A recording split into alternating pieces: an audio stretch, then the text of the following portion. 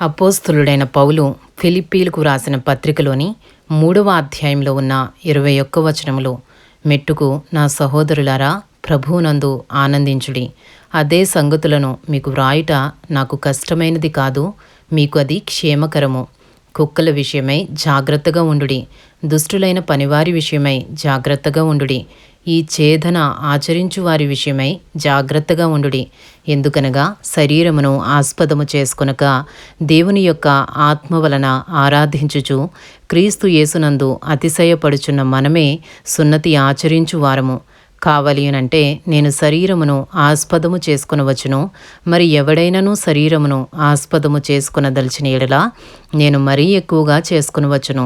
8వ దినమున సున్నతి పొందితిని, ఇశ్రాయేలు వంశపు వాడనై బెన్యామీను గోత్రములో పుట్టి హెబ్రీయుల సంతానమైన హెబ్రీయుడనై ధర్మశాస్త్ర విషయము పరిసయ్యుడనై ఆసక్తి విషయము సంఘమును హింసించువాడనై ధర్మశాస్త్రము వలన నీతి విషయము అనింద్యుడనై ఉంటిని. అయినను ఏవేవి నాకు లాభకరములై ఉండెనో వాటిని క్రీస్తు నిమిత్తము నష్టముగా ఎంచుకొంటిని. నిశ్చయముగా నా ప్రభువైన యేసుక్రీస్తును గూర్చిన అతి శ్రేష్టమైన జ్ఞానము నిమిత్తమై సమస్తమును నష్టముగా ఎంచుకొనుచున్నాను. క్రీస్తును సంపాదించుకుని ధర్మశాస్త్ర మూలమైన నా నీతిని గాక క్రీస్తునందలి విశ్వాసము వలననైన నీతి, అనగా విశ్వాసమును బట్టి దేవుడు అనుగ్రహించు నీతి గలవాడనై ఆయన యందు అగపడు నిమిత్తమును ఏ విధము చేతనైనను మృతులలో నుండి నాకు పునరుద్ధానము కలుగువలెనని ఆయన మరణ విషయములో సమానానుభవము గలవాడనై ఆయనను ఆయన పునరుద్ధాన బలమును ఎరుగు నిమిత్తమును ఆయన శ్రమలలో పాలివాడనగుట ఎట్టిదో ఎరుగు నిమిత్తమును సమస్తమును నష్టపరుచుకుని వాటిని పెంటతో సమానముగా ఎంచుకొనుచున్నాను.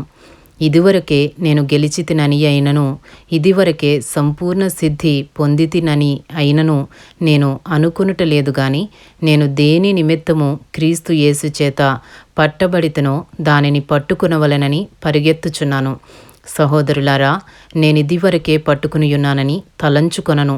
అయితే ఒకటి చేయుచున్నాను, వెనుక ఉన్నవి మరచి ముందున్న వాటి కొరకై వేగిరపడుచు క్రీస్తు యేసునందు దేవుని ఉన్నతమైన పిలుపునకు కలుగు బహుమానమును పొందవలెనని గురియొద్దకే పరిగెత్తుచున్నాను. కాబట్టి మనలో సంపూర్ణులమైన వారమందరము ఈ తాత్పర్యమే కలిగి ఉందము. అప్పుడు దేని గూర్చి అయినను మీకు వేరు తాత్పర్యము కలిగియున్న ఎడల అదియు దేవుడు మీకు బయలుపరచును. అయినను ఇప్పటి వరకు మనకు లభించిన దానిని బట్టియే క్రమముగా నడుచుకుందాము. ఫిలిప్పీలకు రాసిన పత్రిక 3వ అధ్యాయము 17వ వచనము నుండి, సహోదరులారా, మీరు నన్ను పోలి నడుచుకునుడి, మేము మీకు మాదిరి అయ్యున్న ప్రకారము నడుచుకుని వారిని గురిపెట్టి చూడుడి. అనేకులు క్రీస్తు శిలువకు శత్రువులుగా నడుచుకొనుచున్నారు. వీరిని గూర్చి మీతో అనేక పర్యాయములు చెప్పి ఇప్పుడునూ ఏడ్చుచూ చెప్పుచున్నాను. నాశనమే వారి అంతము, వారి కడుపే వారి దేవుడు. వారు తాము సిగ్గుపడవలసిన సంగతుల యందు అతిశయపడుచున్నారు, భూ సంబంధమైన వాటి యందే మనస్సు నుంచుచున్నారు.